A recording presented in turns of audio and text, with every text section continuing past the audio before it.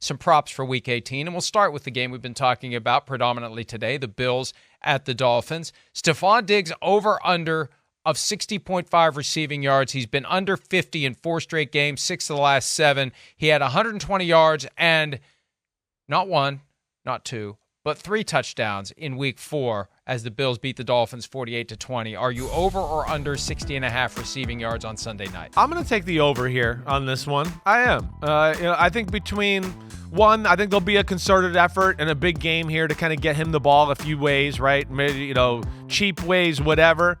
But I do think there'll be that there. I expect the Bills to continue on the track that they've been on, which is running the football. And I think that leads to teams playing some man-to-man.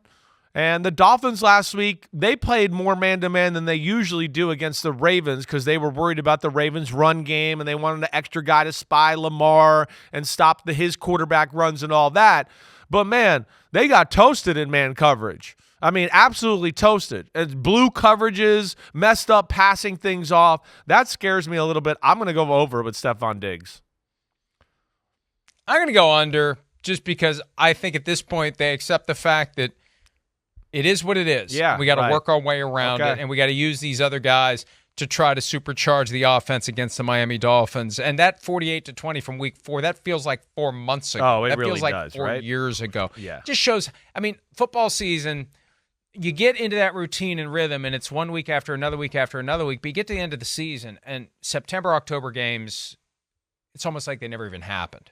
They're relevant in the statistics and the standings, and they make the difference in tiebreakers and whatnot, but everybody is so different by now than what they were back then. Texans at the Colts, big difference for the Colts. They didn't have Jonathan Taylor way back when. The first 4 weeks he was out. He's been injured some throughout the course of the season. His over-under for a game between two teams still vying for the AFC South Championship is 71.5 rushing yards. He's had 90 or more in 2 of the last 3 games. He was on injured reserve back in Week 2 when these two teams got together in Houston. Yeah.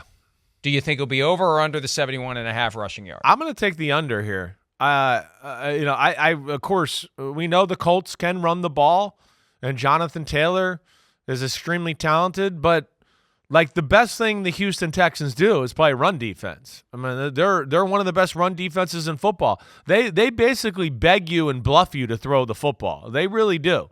So I think if the Colts are to win this football game, they're not going to be able to just ground and pound and wear the Texans out that way. Gardner Minshew's going to have to throw the ball, back them off, make some big plays in the pass game.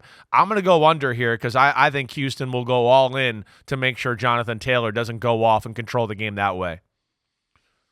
I'll go over on this one as well. I think the Colts understand, and this is Saturday night. I went under. Whatever happens then. Okay, I just wanted to make I'll go over. Okay. I'll go over. You go under. I'll go over. I don't like it when we agree on things, but this is the Saturday night game. It's standalone. We get a chance to see Jonathan Taylor. We get a chance to see C.J. Stroud. All the Texans games had been at 1 o'clock Eastern this year. This is an opportunity for everyone to understand why C.J. Stroud is the current betting favorite to be the AFC, or not the AFC, but the NFL Offensive Rookie of the Year. All right, Steelers-Ravens, that's the other game. Standalone, Saturday afternoon. George Pickens, they've realized, they've learned, they've figured out the past few weeks, maybe we should get the ball in this guy's hands. He's had 131 receiving yards and then 195 last weekend in Seattle. His over-under is a mere 52.5. He had 130 and a touchdown Week 5 against the Ravens. That was the game where they had him one-on-one, threw the game-winning touchdown to him down the right sideline. Right. Kenny Pickett threw that pass. Mason Rudolph's been the guy who's taken over now. I'm surprised the over-under is only 52.5 based on what he's done lately. I'm surprised it's not significantly higher than that, which tells you I'm going over. Well, I'll go over with you as well. I think the Ravens defense, probably a little bit of uncertainty of who's playing, how much they're going to play, right? The Ravens have shown they're pretty good at squashing, big-time receivers, right? And in an offense with the Steelers where it's kind of simple and bland, and you would think they could squash a George Pickens in this type of matchup. But I'm going over the importance of the game for the Steelers, the way the offense has looked as of late. And, yeah, I don't expect the Ravens to be going all in on game planning here or, who will be on the field in the third and fourth quarter when the Steelers are still pedal to the metal and the Ravens are like, all right, that was enough reps. We're going to put some backups in. I certainly feel the over with that one. Yeah, absolutely. I mean, the Steelers need this one. And again, that game gets broken out and played on Saturday. There's no scoreboard watching to be done. Their mandate is go win. And then everything else takes care of itself the next day, or it doesn't. But there's nothing happening at the same time where all of a sudden word starts to get around the sideline that none of this matters. There's no way we can get in. All right. Speaking ahead on the outline, and I lost my spot. Full transparency. I found my spot. Don't forget, on DraftKings Sportsbook this season, new customers can bet $5 and pocket $150 in bonus bets instantly. Plus, all customers can get a no-sweat same-game parlay every day. Download the app and use the promo code PFTLive when you sign up. DraftKings Sportsbook, the crown is yours. When we return, the crown is not the Eagles. A.J. Brown frustrated, and he had a lot to say about it yesterday. We'll give you that next here on PFT Live.